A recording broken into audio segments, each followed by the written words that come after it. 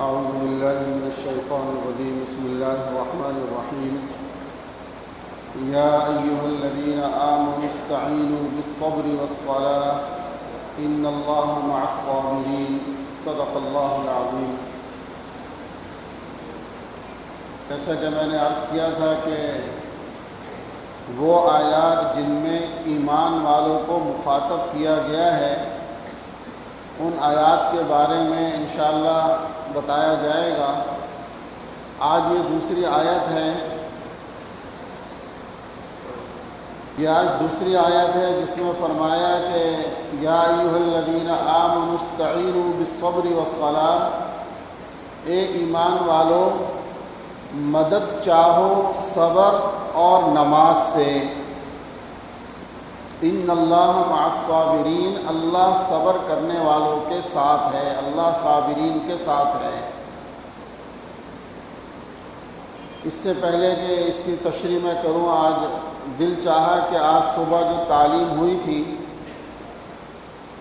اس کے بارے میں کچھ ساتھیوں سے پوچھا جائے کہ بھئی درود شریف کے پڑھنے کی کچھ ہمت ہوئی یا نہیں ہوئی. یہ سوال جو میں کبھی کبھی کرتا ہوں کچھ چیزوں کے بارے میں، یہ آپ حضرات سے محبت ہے.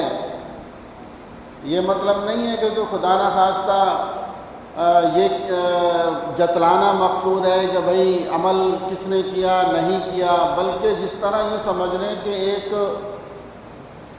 استاد کو شاگرد سے، باپ کو اپنی اولاد سے، شیخ کو اپنے مریدین سے ایک محبت کا تعلق ہوتا ہے. اس کا دل چاہتا ہے کہ جو چیز میں بتا رہا ہوں اس پر عمل ہو جائے تاکہ اللہ رب العزت اس کے انعامات ان پر عطا فرما دیں.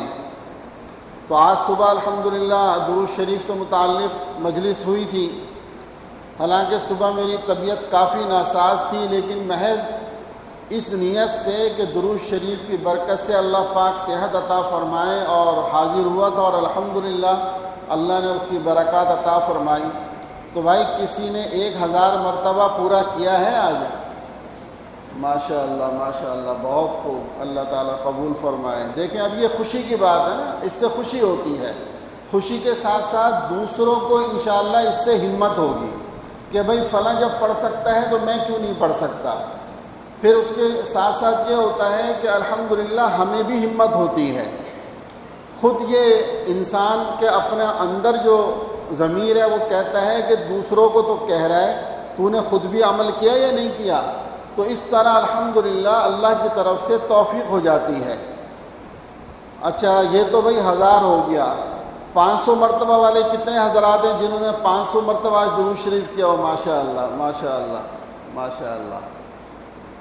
اور بھئی 300 والے کتنے ہیں جنہوں نے چلو زیادہ نہیں کہ 300 کر لیا ہے؟ ماشاءاللہ 5 والی تعداد زیادہ ہے. اچھا 100 والے کتنے ہیں؟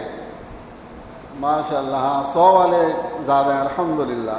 بس انشاءاللہ اسی طرح آہستہ آہستہ ہمت ہو جائے گی.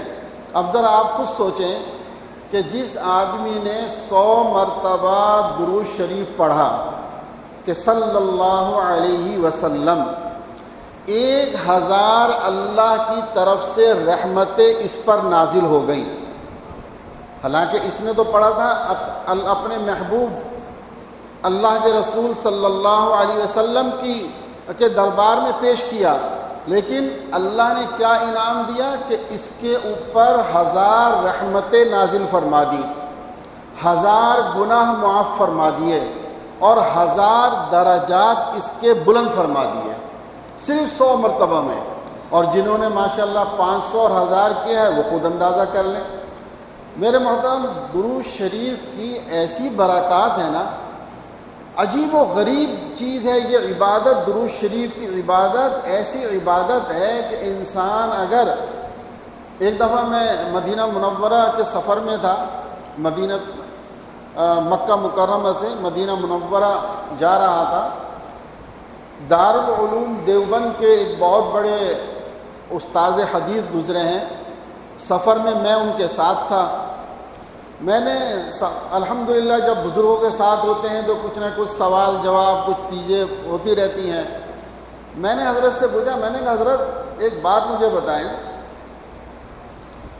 ہمارے جیسے کہا جاتا ہے کہ بھئی انسان کی ترقی کے لیے بیعت ہونا ضروری ہے، یعنی آج کے دور میں کسی اللہ والے سے اپنا تعلق قائم رکھو، وقتاً فوقتاً اس کی صحبت میں جاتے رہو، اس سے مشورہ لیتے رہو، تو انشاءاللہ تمہارے معاملات بنتے رہیں گے اور تمہاری روحانی ترقی بھی ہوگی اور گناہوں سے بچنے کی ہمت بھی پیدا ہوگی اور دین کی سمجھ آئے گی۔ تو میں نے حضرت سے کہا، میں نے کہا حضرت آج کے دور میں یہ دیکھ رہا ہوں کہ لوگ یا تو بزرگوں کے قریب نہیں جاتے، اور یا جو جانا چاہتے ہیں لیکن ان کے علاقوں میں قریب میں کوئی ایسا اللہ والا ان کو نہ ملتا ہی نہیں ہے جہاں وہ جا کر بیٹھے۔ اس قسم کی پریشانیاں ہیں، تو اگر کوئی ایسی جگہ ہے جہاں ان کو کوئی ایسا آدمی نہ ملے تو وہ کیا کرے، اس کی ترقی کیسے ہوگی؟ تو حضرت نے جواب دیا کہ مجھے آج تک الحمدللہ یاد ہے کہ مدینہ منورہ کا بڑا پیارا سفر تھا۔ وہ فرمایا کہ دو چیزیں ایسی ہیں کہ اگر کوئی آدمی ان کو اختیار کر لے تو انشاءاللہ اس کی روحانی ترقی خوب ہوگی اور اللہ کی غیب سے دستگیری ہوگی۔ فرمایا نمبر 1 درود شریف کی کثرت، نمبر 1 درود شریف کی کثرت، اور دوسرے نمبر پہ قرآن کریم کی تلاوت۔ فرمایا کہ جو آدمی کثرت کے ساتھ قرآن کریم کی تلاوت کرے گا اور درود شریف کی کثرت کرے گا تو سمجھ لو کہ اس کے لیے انشاءاللہ اللہ پاک راہیں کھول دیں گے۔ اور پھر میرے دوستو درود شریف تم سمجھ لیں کہ انسان کی ہر بیماری، ہر پریشانی، ہر حاجت، ہر طرح کے مصائب، یعنی کیسے ہی دنیا کے مصائب کے اندر مبتلا ہو یا کیسی ہی پریشانیوں میں مبتلا ہو، اگر وہ درود شریف کی کثرت کرے اور اس کو اپنا معمول بنا لے، یہ نہیں ہے کہ بس چند دن تو پڑھ لیا ہزار بار اور اس کے بعد چھوڑ کے بیٹھ گیا کہ جی میری تو دعائیں قبول نہیں ہوتی، مجھے تو درود شریف کی جو ہے وہ برکات ہی نظر نہیں آتی۔ نہیں، زندگی کا معمول بنا لے، ایسا معمول بنا لے جس طرح روٹی نہیں چھوڑتا، جس طرح پانی نہیں چھوڑتا، اس طریقے سے اپنا معمول بنا لے تو کچھ عرصے میں انشاءاللہ ثم انشاءاللہ اس کی برکات خود اپنی آنکھوں سے دیکھے گا۔ اور یار سب سے بڑی بات یہ، اصل بات یہ ہے کہ یہ محبت کی باتیں ہر کسی کو سمجھ نہیں آتی، ورنہ محبت کیا ہے؟ محبوب کا تذکرہ ہی محبت ہے نا، محبوب کا تذکرہ۔ یہ جو آج ساری رات ہمارے لونڈے لڑکے جو ہیں یہ فونوں کے اوپر لگے رہتے ہیں، یہ کیا چیز ہے؟ یہ دنیا کی محبت ہے نا، جس کو دنیا کی محبت کہتے ہیں۔ اس چکر کے اندر پڑھ کر پیسہ بھی ضائع کرتے ہیں، ساری رات بھی ضائع کرتے ہیں، نہ ماں کی سنتے، نہ باپ کی سنتے، نہ استاد کی سنتے، دنیا ایک طرف کر دیتے ہیں۔ سنیں گے کس کی؟ بس محبوبہ کی۔ تو یہ کیا محبت ہے؟ تو یہ سارے کام کروا رہی ہے نا۔ تو میرے دوستو جب حقیقی محبت آ جائے تو وہ مزہ ہے کہ پھر نبی کا نام لینے میں بھی مزہ آئے گا، محمد الرسول اللہ کہنے کے اندر بھی مزہ آئے گا، صلی اللہ علیہ وسلم کہنے میں بھی مزہ آئے گا، پھر اللہ اللہ کہنے کے اندر وہ لذت حاصل ہوگی کہ جس کا کوئی مول دنیا کے اندر اس کا کوئی بدل نہیں مل سکتا۔ بات صرف محبت کی ہے، بس اللہ سے یہ مانگا کرو کہ اللہ تو اپنی محبت عطا فرما دے، اپنے محبوب کی محبت ہمیں عطا فرما دے۔ تو بہرحال آج امید ہے کہ الحمدللہ چند یعنی کچھ لوگوں کو ہمت ہوئی جنہوں نے 1000 مرتبہ کیا، کچھ نے 500 پڑھا، کسی نے 100 پڑھا۔ آئندہ سے انشاءاللہ امید ہے کہ 100 مرتبہ کا معمول تو روز کا بنا لیں، کم سے کم ادنا درجہ ہے یہ کہ 100 کا معمول تو روز کا کر لیں، اور جمعے اور شب جمعہ کے اندر 1000 مرتبہ۔ چلو اگر 1000 نہ ہو تو کم سے کم 500 تو کہیں نہیں گئے نا، کہ 500۔ اور علماء نے لکھا ہے کثرت کا جو اطلاق ہے وہ 3 پر ہوتا ہے، 300 سے کم کسی کا بھی نہ ہو۔ آپ چند ہفتے یہ ترتیب بنا کر دیکھیں کہ روزانہ 100 بار درود شریف پڑھیں، اور جمعہ، شب جمعہ اور جمعے کے دن 300 سے لے کے 1000 تک پڑھیں۔ انشاءاللہ اگر خود آپ کو اپنا دل منور محسوس نہ ہو تو آ کر مجھ سے کہیے گا، خود آپ کو اپنا دل منور لگے گا، خود آپ کو اپنی طبیعت کے اندر بشاشت محسوس ہوگی، خود آپ کا دل جو ہے وہ کہے گا کہ آپ کچھ کر رہے ہیں۔ اللہ ہم سب کو توفیق عطا فرمائے۔ تو بہرحال دوستو، یہ آیت، اس کے اندر یہ اللہ رب العزت نے مسلمانوں کو ایک نسخہ کیمیا عطا فرمایا ہے۔ دنیا میں انسان کو جتنے بھی حالات آتے ہیں نا، ان حالات سے نکلنے کے لیے اور ان پریشانی اور غموں کو ہلکا کرنے کے لیے اللہ رب العزت نے یہ نسخہ عطا فرمایا۔ کیا فرمایا؟ کہ کسی بھی معاملے میں فرمایا یا ایھا الذین آمنوا استعینوا، کہ اے ایمان والو اللہ سے مدد چاہو صبر اور نماز کے ذریعے سے۔ یہ نہیں کہا کہ فلاں پریشانی ہو تو مدد چاہو نماز کے ذریعے، فلاں مسئلہ ہو تو نماز، بلکہ فرمایا کوئی بھی استعینوا، یعنی کوئی بھی مسئلہ ہو، اولاد کا مسئلہ ہے، رزق کا مسئلہ ہے، دشمن کا مسئلہ ہے، عزت کا مسئلہ ہے، بخار ہے، کینسر ہے، وغیرہ جو بیماری ہے، پریشانی ہے، مال موجود نہیں ہے، روزگار موجود نہیں ہے، گھر کے اندر جو ہے وہ ناچاقی ہے، پریشانی ہے، غرض یہ کہ جو بھی مسائل ہوں اس صورت میں صبر کے ذریعے سے مدد چاہو اور نماز کے ذریعے سے۔ صبر کیا ہے میرے دوستو؟ یہ بڑی عجیب چیز ہے، صبر کو سمجھنے کی ضرورت ہے۔ اصل میں ہمارے ذہنوں میں تو یہ ہے نا کہ صبر اس کو کہتے ہیں کہ آپ بیمار ہو جائیں اس پر صبر کریں، یا کوئی مر جائے اس پر صبر کرنا کہتے ہیں بھائی بس اللہ آپ کو صبر عطا فرمائے۔ حالانکہ صبر یہ بڑا وسیع مفہوم ہے اس کا۔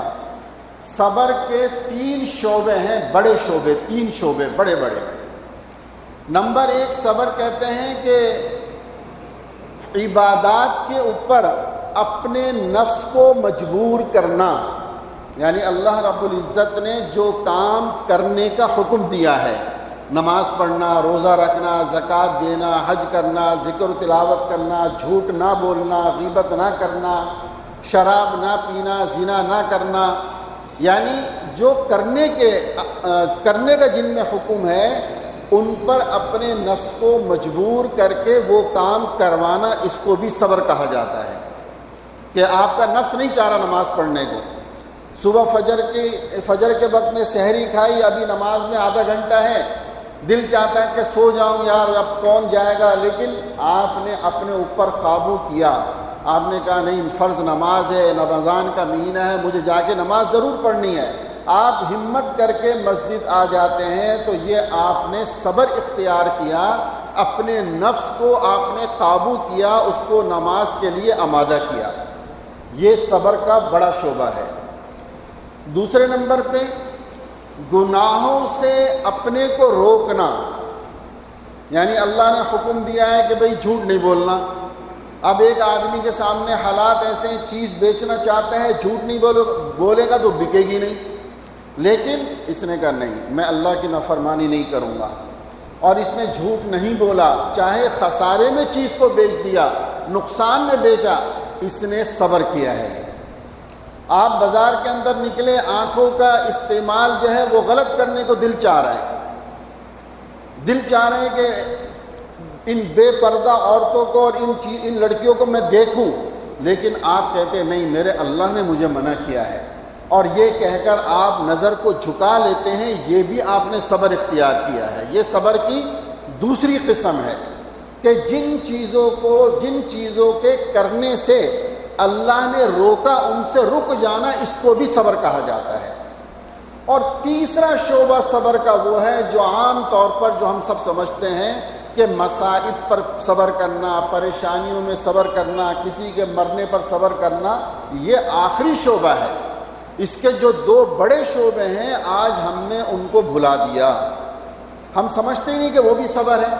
حالانکہ ایک روایت آتی ہے، اللہ اکبر، ابن کثیر میں جو ہے وہ ایک روایت کا تذکرہ ہے، فرمایا کہ قیامت کے دن ندا ہوگی کہ صابرین کہاں ہیں، اللہم صلی علی سیدنا محمد، ندا ہوگی، آواز لگے گی صابرین کہاں ہیں، تو کچھ لوگ اٹھیں گے اور مجمع سے نکلنے لگیں گے، فرشتے پوچھیں گے کہ بھئی تم کون ہو، کہاں جا رہے ہو، وہ کہیں گے کہ ہم صابرین ہیں، ہمارے لیے آواز لگی ہے۔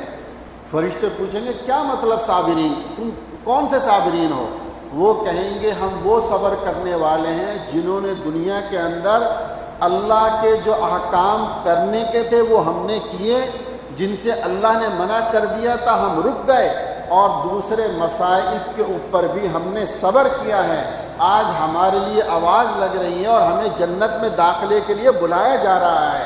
فرشتے کہیں گے کہ واقعتاً تم ایسے ہی ہو کہ تمہیں بغیر حساب و کتاب جنت میں داخلہ ملنا چاہیے، جاؤ تم لوگ خوشی خوشی جنت میں چلے جاؤ۔ فرمایا کہ یہ ہیں صابرین جنہوں نے ان تینوں قسموں پر عمل کیا، وہ بغیر حساب و کتاب کے اللہ کی طرف سے سب سے پہلے جنت میں ان کو داخل کر دیا جائے گا۔ اسی کے بارے میں فرمایا آیت میں دوسرے سورہ زمر میں، انما یوفی الصابرون اجرہم بغیر حساب، کہ اللہ سبحانہ و تعالی ایسے صابرین کو بغیر حساب و کتاب کے اجر عطا فرمائے گا، خوب عطا فرمائے گا۔ تو میرے دوستو یہ ہے صبر کا معنی۔ اچھا، اب یہاں صبر، ویسے تو نماز بھی صبر میں داخل ہے، اگر ہم غور کریں، یعنی اس نسخے کے، آپ اس کو یوں سمجھ لیں کہ اس نسخے کے دو جز ہو گئے، ایک صبر اور ایک نماز۔ صبر کے اندر عمومی طور پہ نماز بھی داخل ہو گئی، کیونکہ جو اعمال کرنے کے ہیں تو اللہ نے نماز پڑھنے کا بھی حکم دیا ہے نا، تو اس لیے صبر میں تو داخل ہے۔ لیکن اللہ رب العزت نے الگ سے نماز کو بیان فرمایا کہ صبر اور نماز کے ذریعے سے مدد چاہو۔ کیوں؟ اس لیے کہ نماز ایک مکمل صبر کا نمونہ ہے۔ نماز، آپ ذرا غور فرمائیں کہ یہ صبر کا مکمل نمونہ ہے۔ جب آپ 2 رکعت کی نیت باندھتے ہیں، اب سارے گناہوں سے تو حفاظت ہو گئی، مکروہات سے بھی حفاظت ہو گئی، حتیٰ کہ وہ کام جو آپ کے لیے جائز ہیں کرنا، یعنی کھانا پینا یہ جائز ہے، محرم رشتہ دار کو دیکھنا یہ بھی جائز ہے، لیکن جب 2 رکعت کی نیت باندھ لی، اب سب چیزوں سے آپ یکسو ہو کر گویا کہ آپ نے مکمل صبر اختیار کر لیا۔ اور جب صبر اختیار کر لیا کہ آپ اللہ کے سامنے آ گئے، اب گویا کہ رب کی ذات ہے اور آپ ہیں، بس۔ اس لیے حدیث میں آتا ہے کہ اللہ کے رسول صلی اللہ علیہ وسلم کو جب بھی کوئی مسئلہ پیش آتا، کوئی مشکل پیش آتی، کسی پریشانی کا سامنا ہوتا، آپ فوراً نماز کو اختیار کرتے، فوراً نماز کو اختیار کرتے۔ میں پھر وہی کہوں گا، آج ہمارا عمل کیا ہے؟ ہم پہلے ساری تدبیروں کو اختیار کرتے ہیں، آخر میں جا کر نماز کو اختیار کرتے ہیں۔ یعنی کوئی بیمار ہو جائے تو سب سے پہلے کیا؟ ڈاکٹر، پہلے محلے کا ڈاکٹر، پھر تھوڑا سا اس سے بڑھ کر ڈاکٹر، پھر اس سے بڑھ کر، حتیٰ کہ جس کے پاس جتنے وسائل ہیں اس حساب سے وہ ڈاکٹروں کو اختیار کرتا چلا جائے گا۔ اور چونکہ ہمارے ہاں جو ہے وہ بڑا اسپتال آغا خان کہلاتا ہے کہ جب وہاں سے مایوس ہو جائے گا، لیاقت نیشنل سے مایوس ہو جائے گا، پھر اس پر آئے گا کہ بس مولوی صاحب اب تو کچھ بتا دیں پڑھنے کے لیے، ڈاکٹروں نے جواب دے دیا۔